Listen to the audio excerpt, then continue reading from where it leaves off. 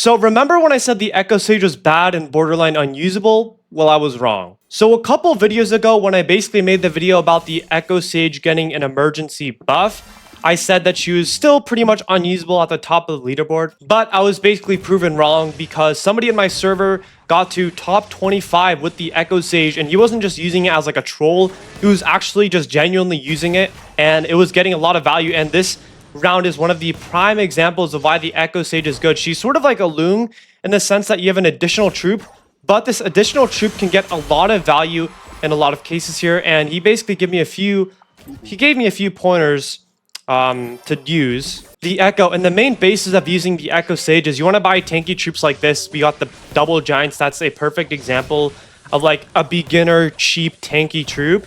And you basically want to try to get those early and have them tank for your Echo to farm up her abilities. This round is like a perfect example here because the other troops basically tanked for my Echo to level up. And you want to try to level up your Echo early to hopefully get like a 3-star plus, maybe even a 4-star in some cases. And your Echo can literally just go rampant and wipe out like half the other team on her own. So here we have a 3-star Echo, and I would say the best troops to use with the Echo are probably the Brawlers and the Giants. Well, definitely the Brawlers and the Giants. I think Clan is also okay, Brutus is also okay because those cards can also tank for a while. Unfortunately, our Echo does die, but see, like our Echo is able to stall for a while and get at least some value every single round. So the Echo is still very viable. The Echo is actually really good to use. So let's get the 3-star Goblin. That's really good. Let's go. I would say maybe... Ooh, he does have a 3-star Goblin of his own, though. That's going to be a bit of an issue. I would say let's just go Prince here. And then let's go Mega Knight for the double Brawlers. And he actually goes Assassins last second. So that's something I didn't expect. That's fair play to him. Hopefully the Echo actually gets a hit. But if it doesn't, I guess I really couldn't have anticipated that, I guess. But we should be fine either way. We're going to still win somehow. I don't even know how we still won that, to be fair. I guess our comp was just better and we just take him out. So let's go for the Dark Goblin next. RG upgrade, that's pretty good. I think I actually might sell. And then is it possible for me to go? Yeah, so I think it is. Yeah, it's possible for me to go full Brawlers. So let's do this. Full Brawlers plus double Giants, one of the best comps to use with the Echo Sage because they are just extremely tanky. And I'm going to place my RG in the back actually to bait the Princess shot. So I think that was a pretty good play. Because the Princess can honestly melt the Echo. That's one of the biggest threats. I would say one of the biggest threats, or the biggest threats to the Echo are the Princess.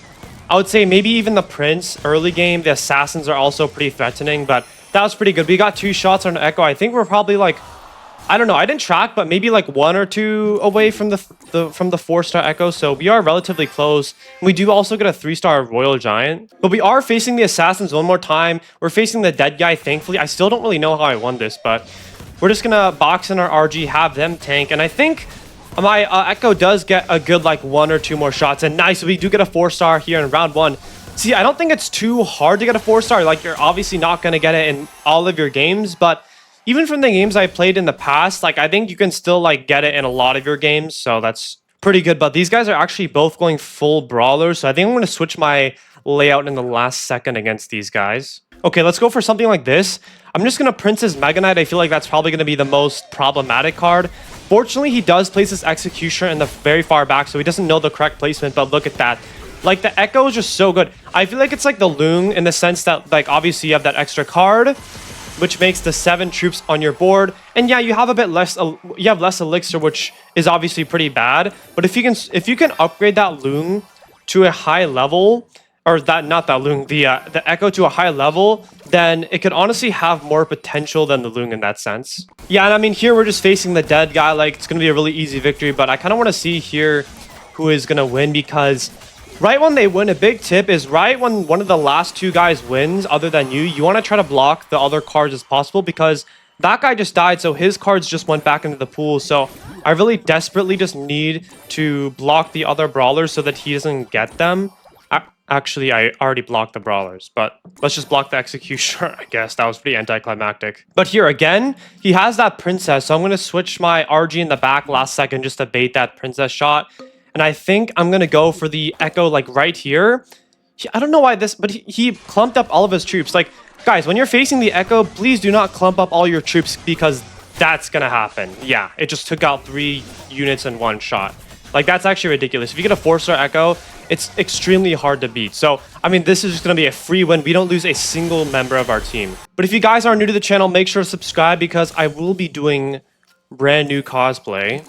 I'll be doing the Royale King cosplay at 50k subscribers. And of course, we're going to backline our units like so. I kind of want to place my RG maybe like a tile up so that it gets targeted before the Echo. So maybe my Echo can survive like a tad bit longer to get her ability off. That would be ideal. In some cases, it's not very possible to get the ability off, but this looks like one of them.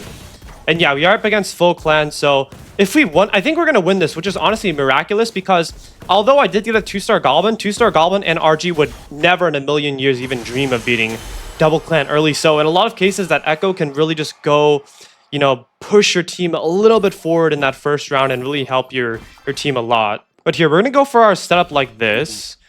And hopefully we actually get one more ability off. My primary goal in this early round is I just want to get my ability off like maybe once a round. I don't think it's possible here. Nice, we actually got a 3-star. That's so good. Wait, another one? Oh my god, I did not think we would get another ability off. We just got 2 abilities off in 1 round. That is super good, guys. Let's go for the Valkyrie here. Another tanky card. And I think, honestly, I think I might just stick with the Goblins just because I feel like we can get a 3-star Spear Goblin perhaps. Let's backline our units like this, and then I'm just going to move the Echo again. Let's just do something like this. I think my Echo can actually charge up again, but basically, guys, what I wanted to talk about this video is I briefly talked about sort of like, I don't know, like social stuff in the last video when I was talking about like, oh, what are my goals for this semester? What are your goals for this semester? So I briefly talked about saying one of my goals that I wanted was to sort of get out and interact with people more because I think I've always honestly dealt with like social anxiety to some degree. We do get a Dark Goblin here, but I think, look, I could either force this. I think I'll just go for the mini P.E.K.K.A here, and then I think what I could do is I could maybe just go for the Royal Giant, and then maybe do something like this. Or what am I actually missing here? Oh no, let's do something like this. This is what I'm missing. Perfect. We have this. We have the double Rangers and the double Goblins. I think I'm going to stick with the double Goblins again just to keep farming. We have 5 health. I don't think I should die here, which would be pretty good, but I kind of briefly mentioned this before in the last video, but I mean, I've grown up a lot in Korea. I've never had any significant moves, like moving houses, right, to make new friends. So I feel like, I don't know, I feel like I've dealt with like social anxiety for a while, to be honest. Not that I've really known for a while, because I feel like everyone in Korea is, I don't know if I could say everyone, but I think a lot of Koreans, to be honest, are like kind of have like social anxiety, or like to a degree have social anxiety, because what I realized after coming to the States is that like small talk is just not a thing in Korea. Because basically what a lot of Koreans do is like they're not like eager to interact with other people. They're just like, okay, you just do your own thing. Like I'll do my own thing. They just talk to their friends, like people they actually know, yeah. But other than that, like I don't know, they just don't really like go out of their way. They're not outgoing and stuff like Americans are. So I guess I didn't really develop a lot of those skills as much as like a lot of other people like here did, which is I think part of the reason why I was like struggling to like actually make some close friends for a while when I came to college. And it's been pretty bad. Like I had my first week of classes here. Every semester I always tell myself like, oh, I'm gonna like sit next to someone new, just start up a conversation. But every time, you know, the time actually comes, I just sort of like freeze. And then I'm like, and then I just end up doing my own thing. Like I always kind of back out of it, which obviously is not good. And I don't know how we're getting this many merges, but I will definitely take it. Let's go for the Prince here, though. I think I'll probably... no, let's go for the Valkyrie here. We have 5 traits, not ideal, but it's not too bad. And yeah, we are not going to beat that. But yeah, I freeze up a lot. Like the night before, I'm like, yeah, you know what? Tomorrow I'm just going to try to say hi to like a new person. And then when class comes, I feel like I get kind of intimidated. And I don't know how the heck my Echo just died. But yeah, obviously this comp we cannot beat. So, I mean, in a lot of cases, like this is just unbeatable by like pretty much any other team, I would say. So, but it's only like that basically when I meet like new people. We actually get lucky discounts. So that's actually a really good modifier. Let's do this. And lucky discount's really interesting because, I mean, it's not as good for the Echo Sage, I would say. I think let's just go Assassins. I kind of just want to secure the round. I will say, though, this mode is pretty much broken with the Empress because you can get infinite elixirs so quickly. However, none of my opponents are actually playing the Empress, so this shouldn't be too bad for us, actually. So we have to sort of lock in here, but I feel like it's only with new people that I do this because, like, around people that I'm, like, sort of acquainted with, like, I talk completely normally, completely comfortably. But I don't know, when I'm meeting like a new person, I feel like I have to talk like a certain way. Like I never behave like myself. Like I know a lot of people are like, dude, just be yourself and you'll make friends. But it's like, I don't know, like I could never really do that for some reason, and it always ends up bad. But anyways, guys, let's try to go for like a merge. I'll go for that. Let's do this here. And yeah, I don't really know what to, what to do. Sorry, in this case, let's go Electro Giant here. And then I guess I'll try to go for like that guy, the Archer Queen maybe for Rangers. I think I will check my opponents. He has the double giants already, so this is honestly a little bit unfortunate here. I think I'll grab the Spear Goblin for now. And we already have a 3-star Echo, so that's not too bad to be fair. I think what I might do in this case is we actually get another ability. That's so good. The Echo hits the other guy that's at 1 HP. And I don't know, we just farmed like 2 hits already with the Echo Sage. So this is already a really good start. I think what I might do is I might go like full clan or just something, maybe assassins. Let's not go for him though, I would say. Let's merge and sell this guy. I think I actually might go full Brutalist. Yeah, I think full Brutus is definitely the play here. We already have 2 of them. Full Brutus are also just not bad in general. Oops, I accidentally bought the wrong card. That should be fine though. We just need the Valkyrie if possible. Let's go probably P.E.K.K.A here. And then, oh, I have the Archer Queen there, so that's fine. I think other cards would have been better here. But let me see if I can go for the Valk. Yeah, so it looks like I can go for the Valk. That's not taken. And we do get another hit off. So the Echo Sage is even doing good right now because, I mean, even if they have like really bulky units from the Lucky Discount, you could literally just one-tap them. But yeah, I was having this sort of identity crisis because, I don't know, I just felt like compelled to like, I don't know, just talk a certain way or like, I don't know, behave certainly because I don't really know. Like, these kids are like all very different from sort of what I'm used to. Like, I don't really know. I'm like a really chill guy. Like, I think people in Korea, they're just all super chill. But like here, people are so extroverted. It's like, oh, I gotta like, you know, sort of reciprocate that energy if possible. And we get an amazing start. Lucky Discount. Even though we're not playing Empress, we're slowly but surely generating Elixir, getting those free shock rerolls, and we're maxing out good comps. So the final card we need to go for is the Valkyrie. If possible, that would be very good.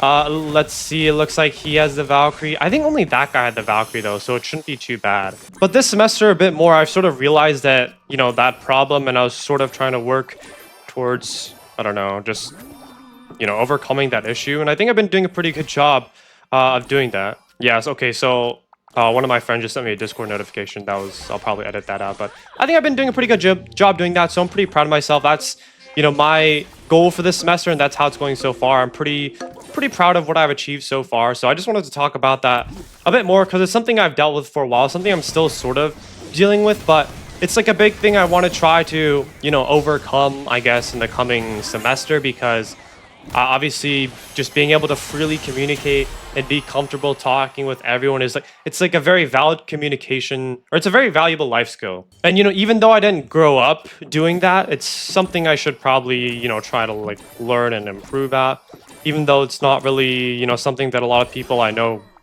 did, or that, I don't know, just small talk is just the bane of my existence, to be honest. But let's go for that 3-star. And then I think for the final card here, we need to go for the Barb. Yeah, so that gives us the optimal traits. And then let's just block this guy's other cards. He has the Princess and the... Okay, so now no Princess, but he has the Wizard. So let's just go for the Wizard here. I think for the final card, I honestly might just try to go for like a Monk. I think a Monk could be decent. Or just a Queen. Just some like very leveled up card. I would say Queen could also be really good. I think Queen's probably better. But if we also get a 3-star Monk, I won't be complaining. But, I mean, we're just going to completely destroy this guy. That was such a fun game. But we do get the Swift Hop modifier next. And I would say let's go RG. RG is just a very solid card here. And then I think what I actually might do is I might just save up and buy the E-Giant. I think I'm just going to buy the E-Giant here. Let's put the RG in the back. I really just want to get an ability off. I think it's worth it if I can maybe get an ability off here.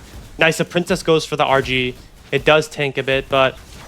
yeah, so I did make like a pretty close friend like last semester, this semester, which is pretty good. Because I don't really know too many people in the city in which my college is located in. But one thing I realized that's been really flawed in my mindset is that I was obviously really close to a lot of people in my hometown. And one of the sort of flaws in my mindset when I was coming into college was I sort of had like this idea of someone I wanted to be a friend. And that idea often was based on the people I already knew. and I had this image of like the ideal person I wanted to meet. And when I went to college, right, and I didn't find anyone that fit that sort of image in my mind, I sort of instantly got turned off, and I was like, oh, okay, maybe, yeah, this one's not like the right friend for me, and things like that. Like I just sort of like judged them pretty early and just sort of like, yeah, okay, this person, we probably can't be like the best of friends just because they didn't fit this image in my mind. But in those cases, the image I had was, based on the previous friends I had, or like a previous friend I had, like, oh, I really want to find a person that's like this guy. But, no two humans are going to be the same, right? And if you have that image of a friend that you want to meet, like if you already have this sort of bias in your mind, then you're just going to be disappointed because, there's no two people that are the same. And then you're not really giving yourself the opportunity to actually, meet somebody new, and maybe where like a friendship could have, really been good in some area. Like if you had maybe given that person a chance, well, then you don't really know if that's a possibility or not. So that sort of flaw I realized lately, and I work to overcome because, I met someone that I'm pretty close to right now that's really different from the people that I've known in the past. And that's when I realized, like, oh, this guy is really different, but, that's okay. That's not a bad thing that he's different. But anyways, though, we do have the Swift tile.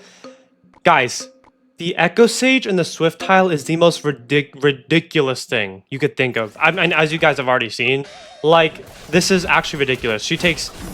Actually, doesn't even... I think it affects the Sage. I mean, right as I say that, the Monk takes it up, but I mean, you can't really do anything against the Monk, I guess. But in pretty much all cases, except for the Monk, yeah, the Echo Sage in that Swift tile is ridiculous. But let's sell this Skeleton Dragon and let's go for the Machine. I think the Machine's probably more useful. But I honestly think a lot of people these days are just getting sort of more like socially awkward, I think. Honestly, I think it's just because of like technology. Like it's just so convenient, just to stay home, communicate on your screens, that I feel like a lot of people these days just don't really get like face-to-face communication, me included. But we do go for the Bandit there for the Ace trait, and our Echo Sage, like, how do you defend that? Like, you can't defend that. The Echo is literally soloing everybody. This is ridiculous. I think the Echo literally killed every single player on that guy's team, which is insane. I mean, you could definitely see why the Echo is like actually viable now. Unlike the past, like the Echo is actually usable at the top of the leaderboard. And I don't know what's taking this guy's game so long. But unfortunately, I think this is where we low-key kind of meet our demise here because, I mean, this guy has the Monk. That's like the biggest counter, I would say. But let's go Prince. Let's still give it a shot. Honestly, let's try to go for... That's really good. But let's try to go for maybe like a P.E.K.K.A if we can. Unfortunately not. We have 5 out of 6 cards. That's actually cooked. Here, you know what? I might sell the Barb. We don't lose any traits. And then, yeah, just go for the mini P.E.K.K.A. Just try to get like... Honestly, 6 out of 6 troops if possible. The Monk is going to be the biggest problem, though. I'm trying to see. Can I, like, maybe Prince it? I don't know. If it reaches, it's going to be really good. It goes for the Barb, unfortunately. So it is going to die. Wait! The ability! Oh my god. Wait, can the Echo clutch? Oh my god, the Echo's going to clutch. Wait, the Monk ability didn't go off. Oh my gosh. What a crazy ending to the game, guys. But if you guys are new... Make sure to subscribe because I do upload daily merge tactics videos and I will be doing a King cosplay at 50k. But other than that, guys, I'll see you in the next video. Peace.